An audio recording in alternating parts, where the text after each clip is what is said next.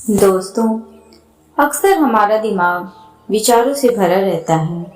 हम लोगों के बारे में, अपने बारे में, अपने काम के बारे में, परिवार के बारे में और वो सब सोचते रहते हैं जो हमारे दिमाग में भरा रहता है। वो कभी भी साफ नहीं होता है और इसीलिए हमें वह सब बार बार याद आता है और हम दुखी और चिंतित रहते हैं। लेकिन इस कहानी से आप अपने मन को अच्छी तरह से साफ कर पाएंगे। आप अपने मन की धुलाई खुद कर सकते हैं। बस इस कहानी को पूरा सुने। एक बार एक गुरु और शिष्य एक सुनसान जंगल से गुजर रहे थे। तभी शिष्य अपने गुरु से एक सवाल करता है, गुरुजी, ऐसा क्या होता है कुछ लोगों के पास कुछ भी नहीं होता लेकिन फिर भी वो सुखी रहते हैं, आनंद में रहते हैं, और कुछ लोगों के पास सब कुछ होते हुए भी उदासी उनके चेहरे से साफ दिखाई देती है। गुरु ने एक मुरझाए हुए फूल की तरफ इशारा करते हुए अपने शिष्य से कहा कि ये सोचने की और समझने की बात होती है। अगर ये फूल ये सोचेगा कि मैं कल मुरझा गया था या फिर ये सोचेगा कि मैं भविष्य में फिर से मुरझा जाऊंगा, तो ये कभी भी खुलकर पूरे तरीके से खिल नहीं पाएगा।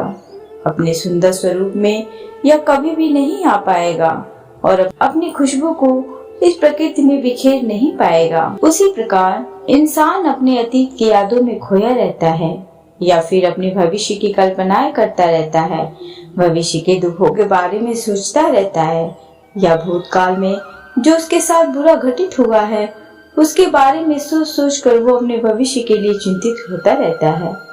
तो ऐसा मनुष्य जीवन में कभी भी सुख अनुभव नहीं कर सकता। यह समझने की बात होती है कि जीवन हमेशा वर्तमान में होता है। अतीत और भविष्य की कल्पनाएं हमेशा मनुष्य को मृत्यु की तरफ लेकर जाती हैं।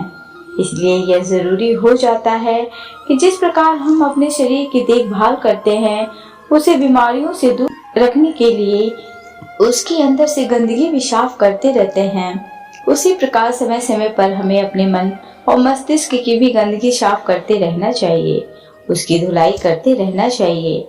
इससे आपकी बुद्धि की क्षमता तो तेज होगी, साथ ही आप हमेशा आनंद में रहने का रहस्य जान पाओगे।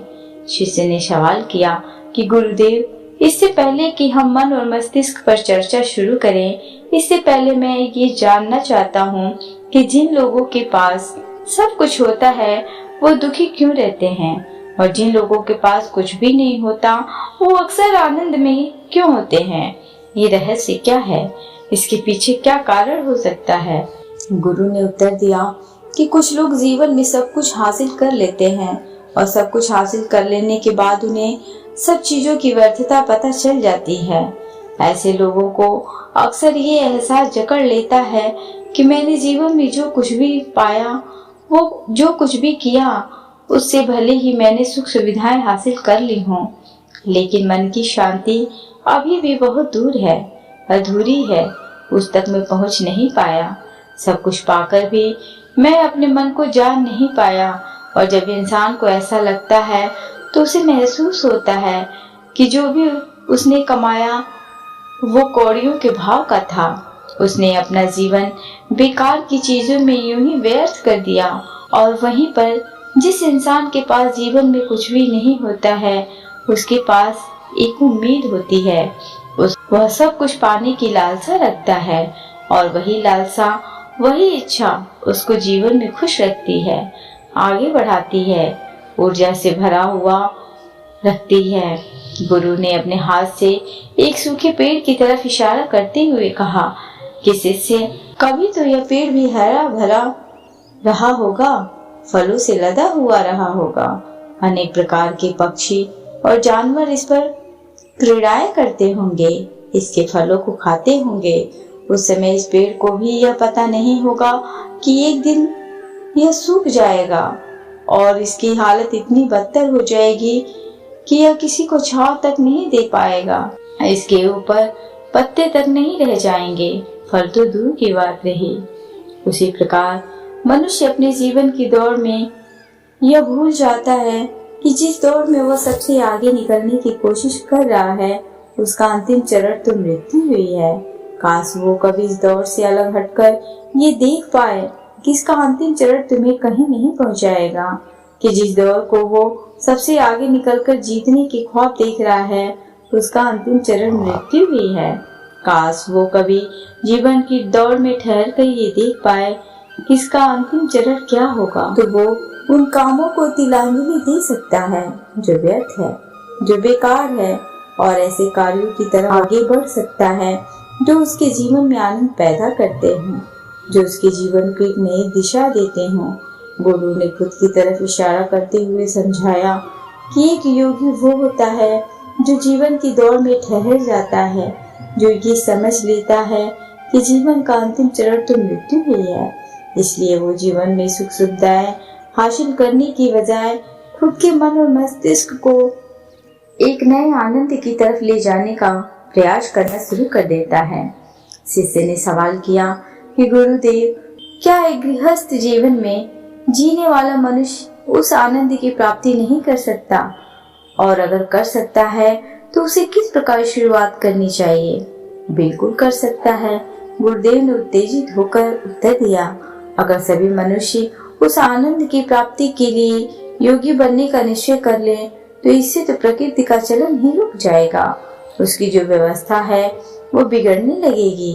एक सच्चा योगी अपने जीवन में खोज करता है, और खोज करने के बाद वो गृहस्थ जीवन में किस प्रकार आनंद को प्राप्त किया जा सकता है वो तरीके सभी को बताता है, ताकि मनुष्य अपने गृहस्थ जीवन का पालन करते हुए उस आनंद की प्राप्ति भी कर सके।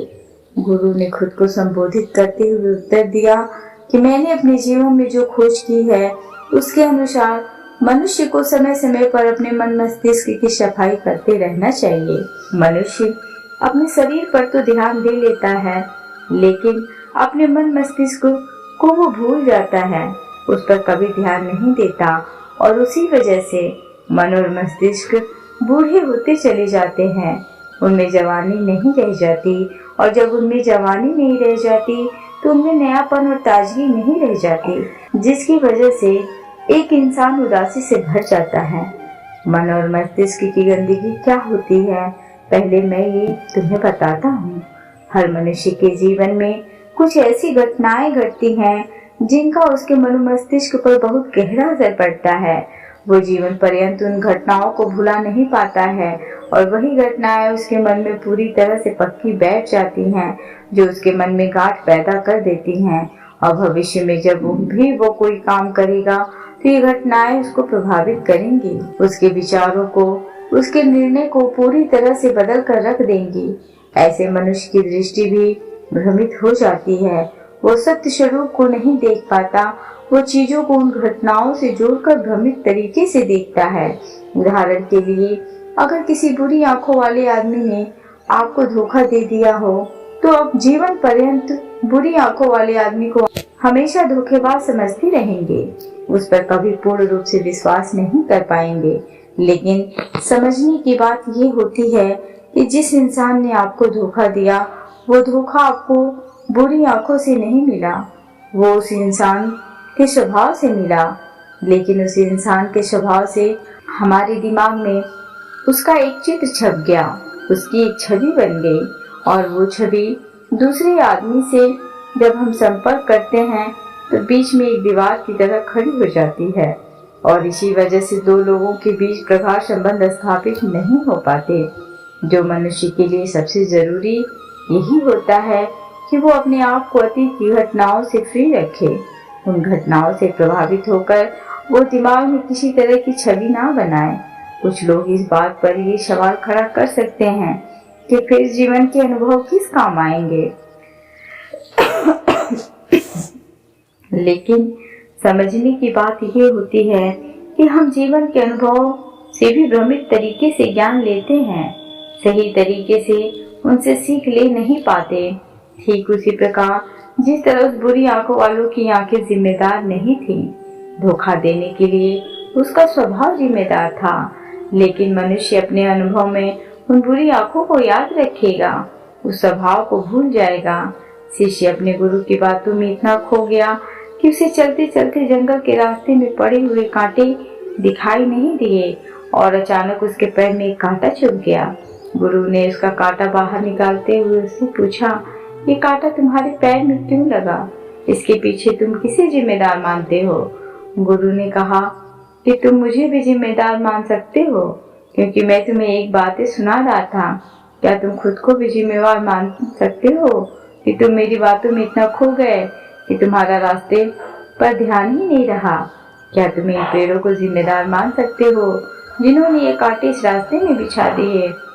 शिष्य ने उत्तर दिया कि गुरुदेव, इसमें मैं खुद को ही जिम्मेवार मानता हूँ, क्योंकि आप तो अपना काम कर रहे थे और इस पेड़ ने भी अपना काम किया, पर मैं अपना काम पूरे होश पूर्वक नहीं कर पाया।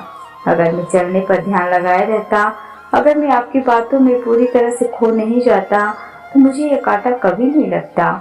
इसमें पूरी तरह से मेरी ही गलती थी।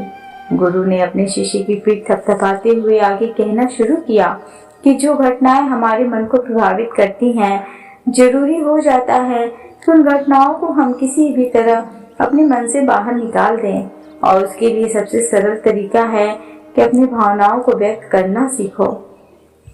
उसे अपने दिल में, अपने मस्तिष्क में बिठाकर मत रखो। जब तुम किसी दूसरे मनुष्य के सामने अपनी भावनाओं को व्यक्त कर देते हो, तो तुम्हारे मन का बोझ हल्का हो जाता है। कुछ लोगों का स्वभाव ऐसा होता है कि वो अपने मन की बात किसी को नहीं बताते। ऐसे लोग अक्सर अंदर ही अंदर दुखी होते रहते हैं, लेकिन वो अपने मन की बात किसी दूसरे आदमी के सामने नहीं बताते। इसके उलट कुछ लोग ऐसे भी होते हैं जो अपने मन में किसी भी बात को रख नहीं पाते। उनके साथ कुछ भी अच्छा या बुरा होता है, वो अपने मन की बात, अपनी भावनाओं को दूसरों के सामने व्यक्त कर देते हैं। और तुमने खुद महसूस किया होगा कि जो लोग अपने मन की भावनाओं को व्यक्त कर देते हैं, वो जीवन में ज्यादा आनंदित रहते हैं। कभी भी प्राकृतिक रूप से आए हुए वेग को रोकना नहीं चाहिए। जिस वेग को हम रोकने की कोशिश करते हैं, वो हमें अंदर ही अंदर खाने लग जाता है। अगर तुम्हारा मन किसी बुरी घटना पर होने का हो रहा है, तो चीख चीख कर रो, अपने आप को रोको मत, उस वेग को पूरी तरह से बाहर आने दो। अगर किसी दूसरी घटना पर तुम्हारा मन खुश होने का, आनंदित होने का हो रहा है, तो पूरी तरह से नाचो गाओ, जिससे कि तुम उस वेग को बाहर निकाल सको। और जब वो वेग अपनी पूरी गति के साथ बाहर आ जाता है, तो पीछे छोड़ आता है एक खालीपन, एक अकेलापन, एक अशांति, एक मौन, एक अनुभूति। गुरु ने शिष्य को समझाते हुए बताया, जिस प्रकार तेज रफ्तार से चलता हुआ पानी अपने वेग से आने वाली सभी बाधाओं को तोड़ देता है, उसी प्रकार हमारे अंदर भावनाओं का उठने वाला अगर बाहर नहीं निकाला गया, अगर हमने बांध बनाने की कोशिश की, तो वो बांध को तोड़ देगा। और उस बांध को तोड़ने के बाद उसका कचरा हमारे मन के अंदर ही ठहर जाएगा, जो हमारे मन को दूषित कर देगा, उसको गंदगी से भर देगा। अक्सर मनुष्य अपने मन में किसी घटना को दबाकर इसलिए रखता है कि वो सोचता है कि अगर सामने वाले को इस घटना के बारे में पता चला, तो वो पता नहीं मेरे बारे में क्या सोचेगा। इसी विचार की वजह से वो अंदर ही अंदर खुद दुखी होता रहता है, लेकिन सामने वाले को वो कुछ भी नहीं बताता। लेकिन एक बार अगर वो हिम्मत कर सकता है, शुरुआत कर सकता है, जो उसका पूरा जीवन परिवर्तित हो सकता है। एक बार अगर उसके दिमाग की आदत बन गई, तो वो जीवन भर अपनी भावनाओं को दूसरों के सामने व्यक्त करने से हिचकिचाएगा नहीं। और अपने दिमाग की ये आदत हम 21 दिनों में पैदा कर सकते हैं। 21 दिनों तक अगर सही तरीके से हम अभ्यास करें, तो हमारा दिमाग पूरी तरह से भावनाओं से मुक्त हो जाएगा। यह 21 दिनों का अभ्यास इस प्रकार है। 21 दिनों तक सबसे पहली बात जो याद रखनी है कि अपने मन में किसी भी बात को दबाकर नहीं रखना है। अगर हम किसी मनुष्य के बारे में अच्छा सोचते हैं, तो हम उसे व्यक्त करें। अगर बुरा भी सोचते हैं, तो उसे भी व्यक्त करें। परिणाम भूल जाएं कि परिणाम क्या होंगे। सिर्फ अपने दिमाग की धुलाई करने पर विश्वास रखें। इससे आपके अंदर एक अद्भुत साहस पैदा होगा। जब आप किसी मनुष्य के बारे में वह सब बता पाएंगे जो आप उसके बारे में सोचते हैं, तो आप खुद सोचिए कि आपका खुद के ऊपर विश्वास कितना बढ़ जाएगा। आपके मन के सारे डर खत्म हो जाएंगे। हो सकता है कि इसमें आपको चुनौतियों का सामना करना पड़े, लेकिन जहाँ पर चुनौती नहीं होती वो कुछ अभ्यास भी नहीं होता। अभ्यास हमेशा चुनौतियों से भरा होना चाहिए। इससे आप सत्य वचन बोलने का अभ्यास भी कर पाएंगे। अक्सर हम दूसरों को प्रभावित करने के लिए वो सब बोलते हैं जो उन्हें अच्छा लगता है, लेकिन वो नहीं बोलते जो हम उनके बारे में सचमुच में सोचते हैं। और यही हमारी सबसे बड़ी भूल हो जाती है। इससे हमारा पूरा अस्तित्व झूठ बनकर रह जाता है। और अपनी भावनाओं को व्यक्त करते समय यह भी जरूर ध्यान रखें कि आपके अंदर जो भावनाएं उस इंसान के प्रति उठ रही हैं, उनके पीछे का मूलभूत कारण क्या है। उदाहरण के लिए, जब एक नौकर अपने मालिक के लिए कोई काम करता है और वो काम अच्छे से नहीं कर पाता है, तो मालिक उसे डांट फटकार देता है, जिससे उसके अंदर उसके प्रति क्रोध की भावनाएं उठती हैं। लेकिन समझने की बात यह होती है कि मालिक तो आपको कहेगा ही, वो तो डांटेगा ही अगर आप काम अच्छे से नहीं करेंगे। तो अगर आप काम अच्छे से कर रहे हैं और फिर भी आपका मालिक आपके साथ अच्छा व्यवहार नहीं कर रहा है, तो आप खुलकर अपने मालिक को अपनी भावनाएं व्यक्त कर सकते हैं, बिना ये सोचे कि इसका परिणाम क्या होगा। अगर आप इस भावना को उठाएंगे तो आप अपनी नजरों में खुद ही नीचे गिरने लग जाएंगे। आपका आत्मविश्वास बिल्कुल खत्म हो जाएगा। दूसरा अभ्यास जो तुम्हें 21 दिनों तक करना है वो ये है कि जो भी घटनाएं तुम्हारे साथ घटित होती हैं, कम से कम जीवन में एक इंसान ऐसा होना चाहिए जिसके सामने तुम अपने दिल की बात रख सको। चाहे अच्छी बात हो चाहे बुरी बात हो, वो सब बातें तुम बिना कुछ सोचे विचारे, बिना इस डर के कि वो इंसान तुम्हारे बारे में क्या सोचेगा, तुम उस इंसान को अपनी सारी बातें बता सको और वो इंसान तुम्हारी सारी बातें सुनने के बाद तुम्हारे लिए कोई छवि पैदा ना करे। ऐसे इंसान अपने जीवन में खोजो और उसके सामने अपनी सारी भावनाएं व्यक्त करने की कोशिश करो। दिन में जो कुछ भी घटित होता है, अच्छा लगता है, बुरा लगता है, किसी के प्रति आकर्षण होता है, उसको एक दोस्त की तरह बताने का प्रयास करो। इससे तुम्हें ये पता चल पाएगा कि तुम्हारा मन घटनाओं के प्रति किस प्रकार की भावनाएं पैदा करता है। तुम अपने मन को समझने में सक्षम हो पाओगे। जब तुम किसी दूसरे आदमी को ये सारी बातें बताते हो तो तुम खुद भी अपनी प्रतिक्रिया रोके उस घटना के प्रति तुम्हारा क्या रवैया रहा है, उसके प्रति खुद का आकलन भी कर पाते। और तीसरा अभ्यास जो तुम्हारे मन को खाली रखेगा वह है योग निद्रा का अभ्यास। योग निद्रा किस प्रकार लेनी है, किस प्रकार उसका अभ्यास करना है। और तीसरा अभ्यास जो तुम्हारे मन को खाली रखेगा वह है योग निद्रा का अभ्यास। योग निद्रा किस प्रकार लेनी है, किस प्रकार उसका अभ्यास करना है, वो जिन लोगों को वो सुनना है तो आप उसको सुन सकते हैं। ये चर्चा खत्म होते होते गुरु और शिष्य उस जंगल को पार करके अपने आश्रम पहुंच चुके थे। तो दोस्तों, उम्मीद करती हूँ आपको इस कहानी से एक अच्छी सीख मिली होगी। यह कहानी आपको कैसी लगी हमें कमेंट सेक्शन में जरूर बताएं और साथ ही इस कहानी को अपने दोस्तों के साथ शेयर करें ताकि उन्हें भी इस कहानी से कुछ सीखने को मिल सके। अगर ये कहानी आपको पसंद आई हो तो प्लीज़ इसे लाइक शेयर एंड सब्सक्राइब करना ना भूलें। Thanks for watching.